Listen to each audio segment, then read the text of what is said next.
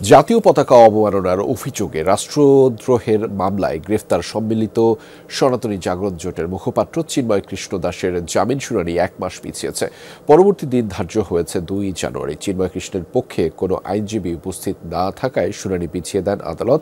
এদিকে সাইফুল হত্যায় জড়িতদের বিচার দাবিতে বিক্ষোভ করেছেন আইনজীবীরা। শুনানি ঘিরে জোরদার করা হয়েছে নিরাপত্তা ব্যবস্থা। Double million offer Walton fridge কিনে পেতে পারেন 20 লক্ষ টাকা, রয়েছে কোটি কোটি টাকার নিশ্চিত উপহার।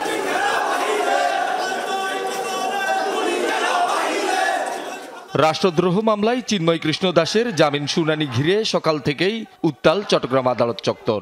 আদালতে হামলা, ভাঙচুর এবং সাইফুল হত্যায় জড়িতদের বিচার দাবিতে দফায় দফায় মিছিল ও বিক্ষোভ সমাবেশ করে আইনজীবীরা।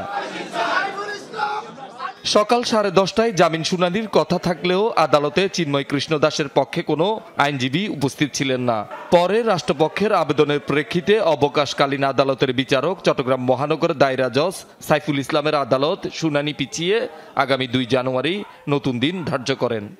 তাদের পক্ষে কোনো লয়ার ছিল না, কিন্তু আমরা মনে করি যে আদালত তাদের প্রতি ন্যায় বিচার করেছেন, কারণ তাদের পক্ষ থেকে কোনো সময়ের আবেদনও ছিল না, কোনো হাজিরও ছিল না। ইচ্ছা করলে কোর্টে নথিজাত করতে পারত। হামলা, ভাঙচুর এবং হত্যাকাণ্ড কোনো ঘটনাতেই এখন পর্যন্ত চিন্ময় কৃষ্ণ দাসকে আসামি না করায় ক্ষোভ প্রকাশ করেন আইনজীবীরা।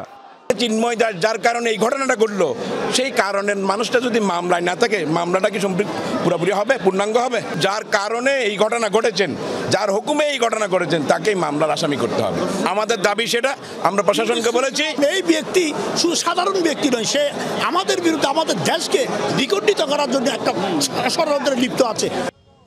একদিকে চিন্ময় কৃষ্ণ দাসের জামিন শুনানি, অন্যদিকে আগের দিন আগরতলায় বাংলাদেশ উপদূতাবাসে হামলার ঘটনায় উত্তেজনা থাকায় আদালত এলাকায় জোরদার করা হয় নিরাপত্তা। হিসাবে বলছে মানে ফোন করছে, ওই জন্য যাওয়ার জন্য ওরা ঢুকতে দিতেছে না, 12টার পরে ঢুকার জন্য। এরা বলতেছে মানে ওই ইস্কনকে আজকে কোর্টে তুলবে, ওটার জন্য যাইতে দিচ্ছে না। সেনাবাহিনী, র্যাব, আনসার সব এখানে আছে, কিন্তু আমরা ঢুকতে পারতেছি না। শহীদুল সুমন, যমুনা নিউজ, চট্টগ্রাম।